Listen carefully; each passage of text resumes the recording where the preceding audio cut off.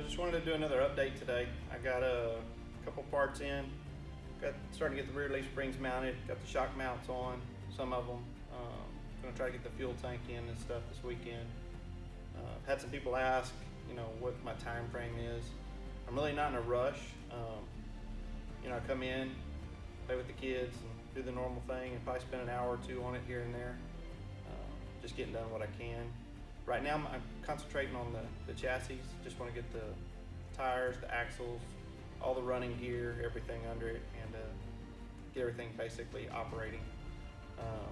I am having a subframe built right now for the cab. The one that was under it and the roll cage was not quite as thick as I would have liked them to be, and they were pretty pitted out. So getting that structure built.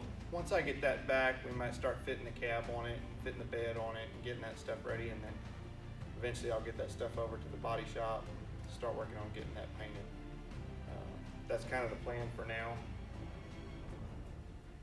Got the engine, pulled all the fuel lines, most of the rubber parts off. Gonna get it sandblasted, got it sealed up for the most part, and try to get it painted.